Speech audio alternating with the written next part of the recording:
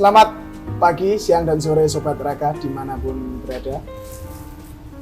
Kapanpun teman-teman melihat video ini. Saat ini bersama saya ada Bu Murtini. Selamat sore Bu. Selamat sore rekan-rekan Sobat Raka.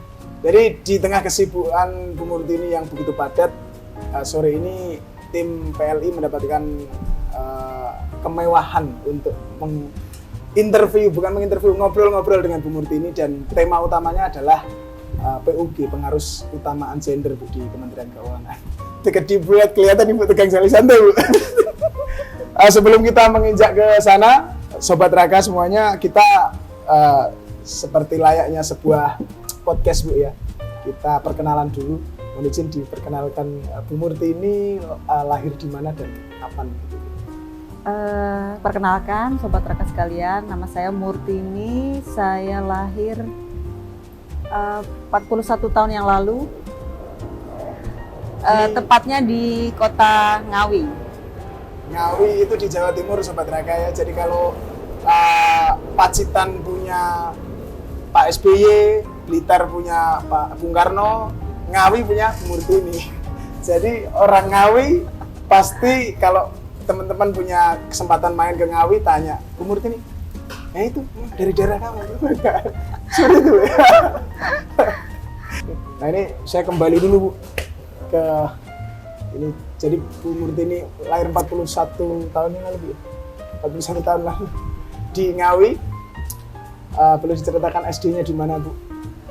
Saya SD-nya di sebuah sekolah pinggir hutan. Hutan Jati. Mungkin sekarang sudah tidak. Masih, kan, masih. Bu? Masih ada hutan. Lahir dari keluarga PNS juga Bu? Bukan. Bapak saya seniman ya dulu. Nah ini menarik teman-teman. Seorang dalang. Ibu saya wira swasta. Itu anak keberapa dari ibu? Saya anak keempat dari 4 bersaudara. Saya anak bontot. Anak bontot. Ya. Tapi yang menarik adalah ketika Bu Murtini sudah berapa tahun bisnis Bu ya akhirnya ke Lisbon itu? Saya berangkat 2014. 12 tahun. 12 tahun. Jadi Sobat Raka kita skip dari SD, SMP, SMA itu ada di Ngawi. Kemudian masuk STAN itu 99, lulusnya 2002. Mengabdi pertama di mana Bu? Kantor pusat. Kantor pusat sampai 2017. Di Direktorat apa Bu? Direktorat Audit. Direktorat Audit. Nah, jadi Sobat Raka sebelum Ibu menjabat di sini itu pertama kalinya sebagai auditor Bu ya? Auditor berapa tahun? Kalau di auditnya tuh dengan 2 kali tugas belajar itu 15 tahun. 15 tahun, can you imagine that? 15 tahun, kok 2 kali tugas belajar Bu? Betul. Yang satu? D4. Oh, D4-nya ditempuh ketika sudah berapa tahun berdinas? 2006, berarti 4 tahun ya? 4 tahun berdinas, kemudian ada kesempatan seleksi D4 akuntansi Bu ya?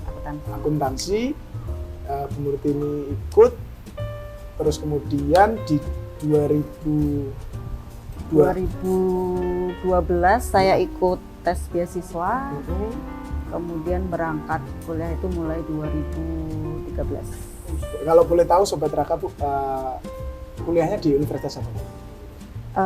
Saya dapat beasiswa double degree, jadi saya ngambil dua jurusan. Satu jurusan yaitu di UGM dan University Institute of Lisboa. Wow, Portugal kawan-kawan. Pernah berinteraksi dengan Cristiano Ronaldo dan Luis Nani. Yang negara yang makanan khasnya pempek. Bukan juga. Krik.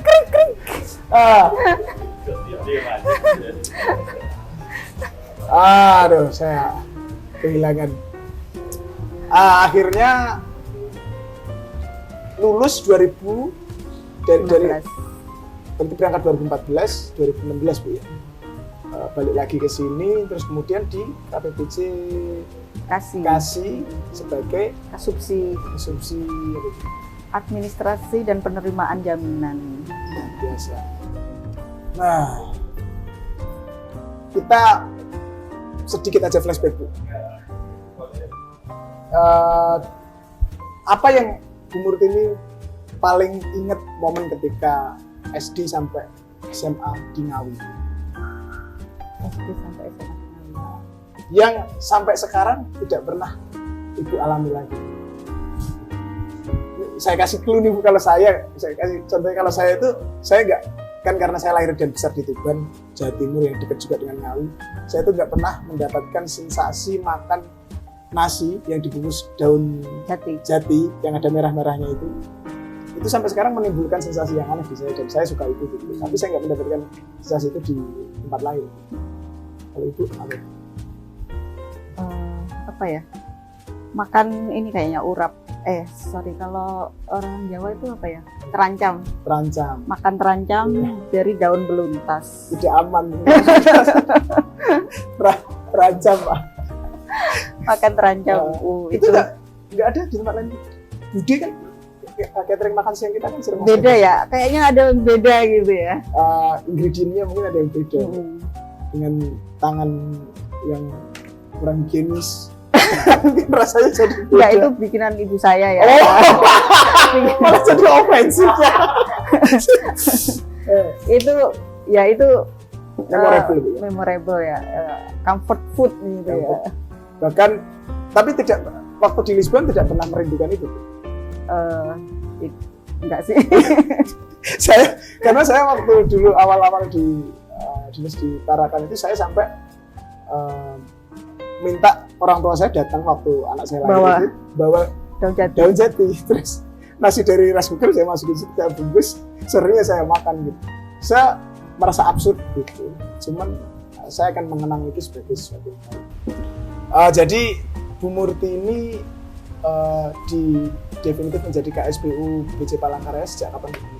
Sejak Oktober 2020. Oktober 2020, jadi Oktober 2022 ini tahun kedua itu ya? 2 tahun. 2 tahun. Dan sudah waktunya mutasi Bapak Ibu ya, tahun ketiga ya berarti ya. Menjadi menarik karena sesuai dengan tema kita hari ini, kita sedang bahas pengaruh utamaan gender di Kementerian Keuangan, terutama di Bea Cukai. Pun Sobat Raka, di edisi kedua kalau nggak salah Bu, di tabloid kita Ibu sempat, kami dari redaksi sempat menaikkan tulisan Ibu tentang pengaruh utamaan gender di Bea Cukai gitu.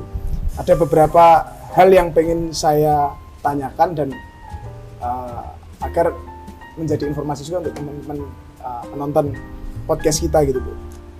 Yang pertama tentu saja, apa itu PUG gitu?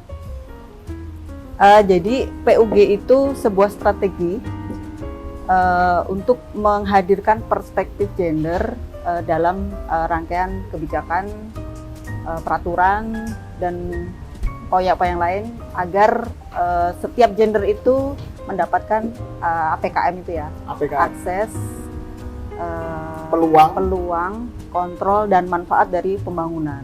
Sama dalam jadi perbedaan antara gender dan jenis kelamin itu sempat saya baca di tulisan Ibu. Secara garis besar bagaimana Bu ya? Gender dan seks ya. Ya, dan seks. Ya. Seks itu kan kalau diterjemahkan di dalam bahasa jenis kelamin ya, gitu. Jenis kelamin. Jadi jenis kelamin itu sesuatu yang kodrati ya, yang biological ya. Secara biologis kodrati, kayak perempuan punya rahim, dia melahirkan, dia menstruasi. Sementara kalau laki-laki tidak ada. Nah, itu karena hal itu jadi ada kebutuhan-kebutuhan yang berbeda. Pembedaan itulah yang membuat identitas jenis kelamin. Ya, jenis kelamin. Nah, sedangkan gender adalah pembedaan berdasarkan konstruksi sosial budaya yang ada di masyarakat. Iya. Jadi pembedaan atas dasar gender ini bisa berbeda antara di satu tempat dengan tempat yang lain. Mungkin di Ngawi sama di sini beda gitu ya. Mungkin contohnya seperti sebuah daerah yang mengadopsi matrilineal dan patrilineal. Seperti itu. Oh, konsepnya seperti itu Sobat Raka. Jadi secara sederhananya, kalau jenis kelamin itu based on biological fact, Bu, apa istilahnya ya? Biological things, Ya, tinggi ya. ya. Kalau gender itu based on social construction, Iya. seperti itu, Sobat Raka. Jadi terus karena ini terkait program, Bu, ya, sejauh mana kondisinya saat ini, Bu? Bukan program ya, maaf ya, Ya, siap. strategi ya. Strategi. Ya, strategi. Jadi bukan program yang What's the difference between those kalau two things? program misalnya kan ada program khusus PUG gitu ya, atau misalnya program kalau di kita ada dukungan manajemen atau program kebijakan bisa. Nah, sedangkan PUG ini semestinya dia ada di semua program itu. Jadi dia I see, ya.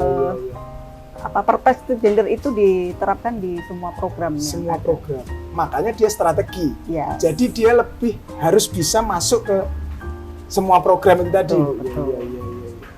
Jadi saya salah justru memahaminya selama ini. Saya pikir PUG itu adalah program gitu.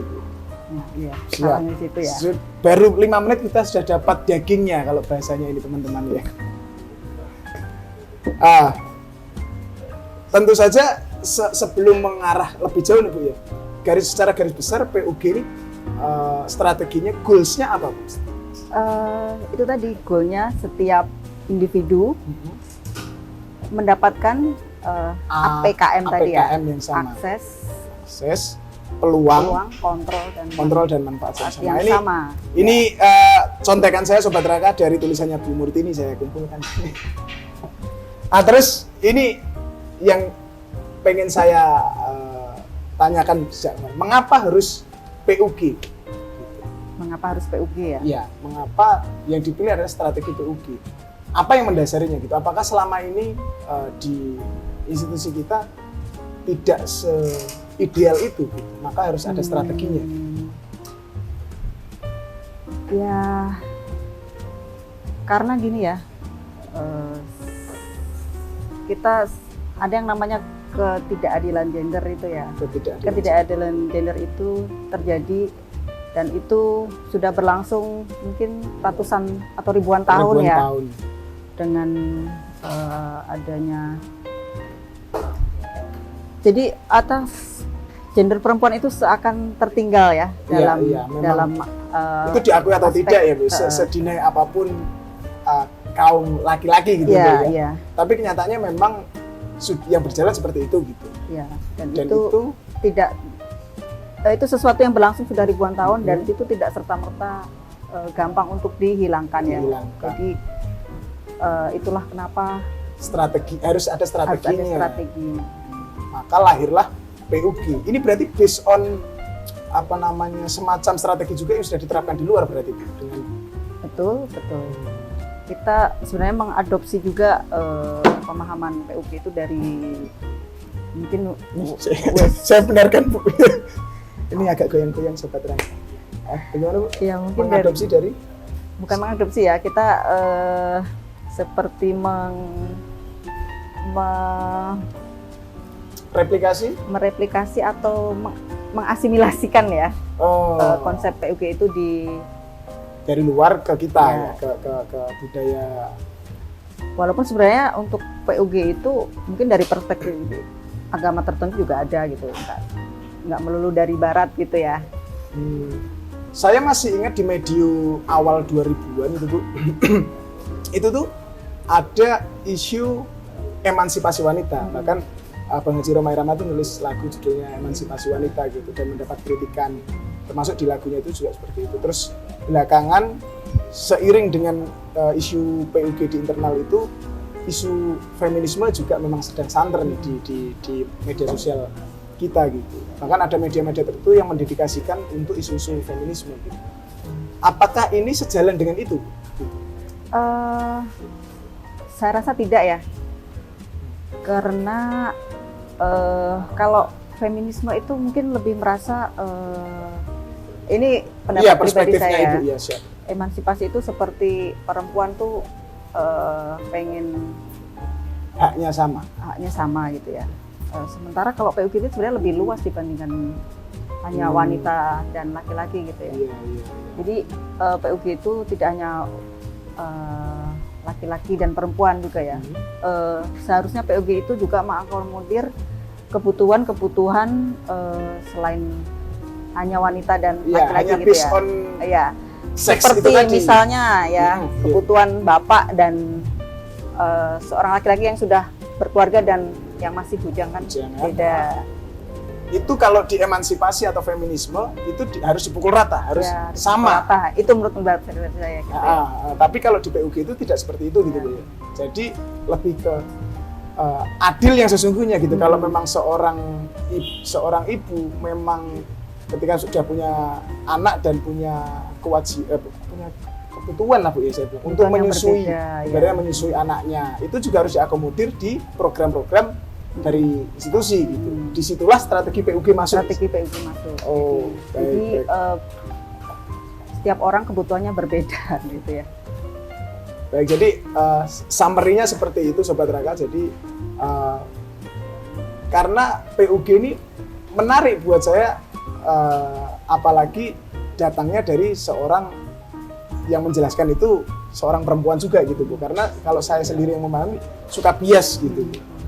Nah terus di tulisan ibu itu yang saya kutip di sini ada satu alinea bunyinya seperti ini. Telah ada program afirmasi, yaitu memberikan kuota yang lebih tinggi untuk perempuan dalam promosi jabatan. Dalam hal ini perempuan diberikan kesempatan yang lebih besar jika dibandingkan laki-laki untuk mengejar ketimbangan yang sudah ada.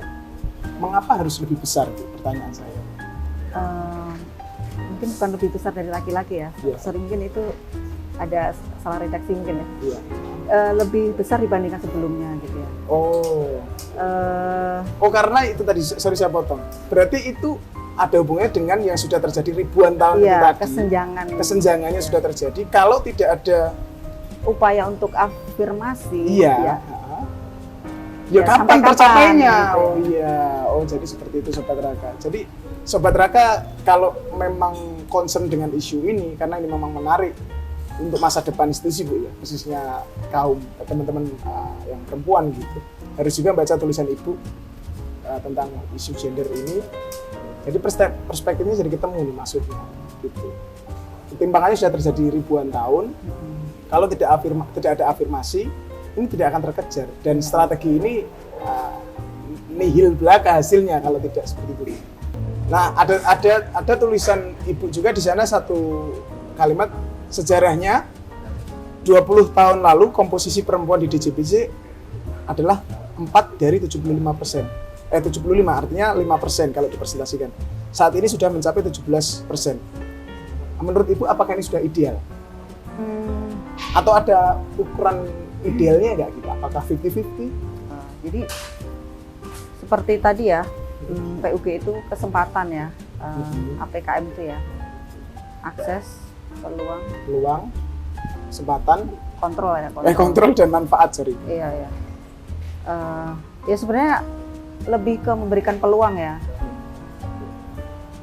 memberikan peluang yang sama mungkin ya kepada baik perempuan maupun laki-laki gitu ya.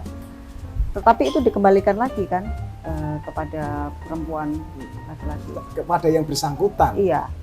Artinya kalau dipersimpel seperti ini, ditawarkan. Yang penting kalau misalnya ada, taruhlah institusi adalah seorang bapak, punya anak laki perempuan, dua-duanya harus ditawari. Iya, harusnya ditawari karena secara umur mungkin sama, secara kapasitas mungkin sama, pendidikan backgroundnya sama, requirement juga sudah memenuhi gitu, harusnya sama-sama ditawari. Despite mereka nanti menolak atau tidak, itu urusan lain gitu. Urusan lain. Itu poinnya PUG itu di situ. Jadi seperti itu, akun-akun pseudonym Anda dibungkam oleh SPI saya. Seperti itu Bu. In my opinion ya. Tapi bener Bu. Terus saya mengutip beberapa informasi lagi. Jadi PUG itu di sana ada implementasinya adalah komitmen politik, kebijakan, kelembagaan, sumber daya, data terpilah, alat analisis, dan partisipasi publik. Iya Bu ya? 7 prasyarat PUG. 7 prasyarat PUG. Se-urgent apa harus sampai ada syarat-syarat ini? Mungkin untuk menstandarisasi ya, menstandarisasi implementasinya PUG di semua tempat itu. Iya. Jadi harus ada panduan yang guidance untuk ini Bu ya. Untuk yang sama untuk jadi orang-orang atau organisasi yang mau mengimplementasikan itu, jadi udah ada yang baku, udah tinggal ngikutin aja gitu. Nah ini untuk teman-teman dari kementerian atau lembaga lain Bu, yang mungkin nonton ini nantinya gitu. Apa benefitnya jika sebuah organisasi sudah menerapkan strategi PUG? Yang pertama tuh tentu saja kayak tadi ya, banyak perempuan-perempuan yang mungkin yang tadinya punya kapasitas yang sama, tapi karena tidak diberikan peluang, tidak diberikan misalnya ruang laktasi, tidak diberikan infrastruktur ya untuk mendukung ya, ruang tunggu prioritas, kebutuhannya parkirnya gitu ya. Mereka nanti ya akan mentok aja gitu ya karirnya. Jadi aja harusnya bisa perform lebih ya. Tapi tidak bisa maksimal. Mind blowing sekali Bu ya. Itu kan hal yang sederhana, memang terjadi sejak lama dan saya juga baru sadar barusan ini. Ketidakberadaan fasilitas itu tadi secara tidak langsung bisa berefek pada tidak munculnya talenta-talenta yang sebetulnya.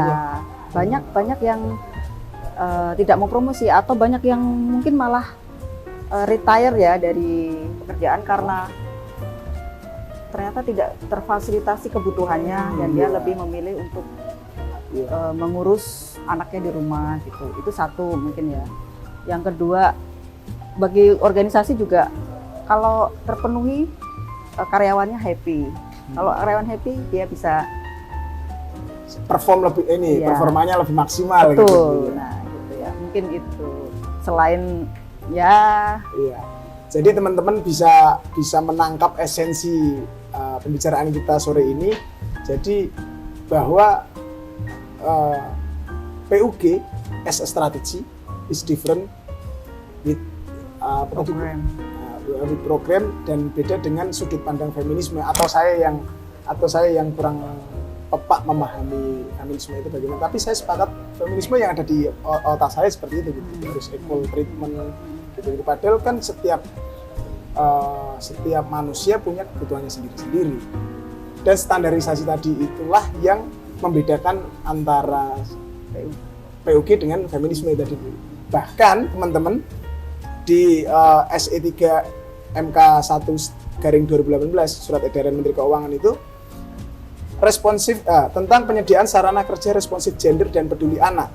Ini baru saya baca juga, ternyata PUG strateginya tidak hanya menyasar jenis kelamin, artinya kan umur juga.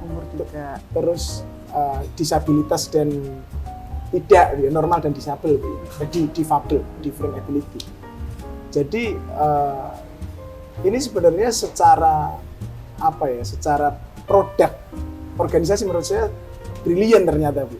Gitu. Jadi Sobat Raka dan yang nonton podcast ini, kita sudah dapat saripatinya. Apa yang ingin Bu Murtini tambahkan untuk miskonsepsi yang terjadi atau edukasi apa yang ingin Ibu sampaikan ke PUG in a nutshell gitu Bu? Oh gitu ya. Iya.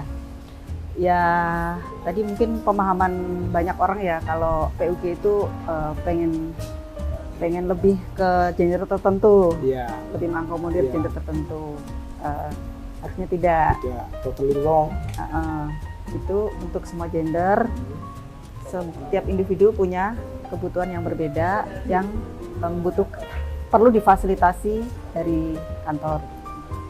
Kendati pun belum ada atau kami yang belum tahu ya karena risetnya belum kami pelajari betul-betul. Kendati pun belum ada angka yang ideal Bu ya, harusnya proporsinya berapa banding berapa gitu Bu. Baik Sobat Raka, sangat menarik pembicaraan sore ini. Menarik nggak sih Bu untuk Ibu? Nggak tahu. Semoga Sobat Raka terhibur. Tentu saja harapannya PUG as a strategi ini bisa dipahami oleh halayak umum gitu Bu, ya, bahwa DJPJ khususnya di bawah Kementerian Keuangan telah mengimplementasikan strategi ini di organisasinya, yang mana melahirkan memunculkan talenta-talenta person-person yang sangat kompeten seperti Bu Murtini dan teman-teman lainnya. Sampai jumpa di kesempatan podcast selanjutnya.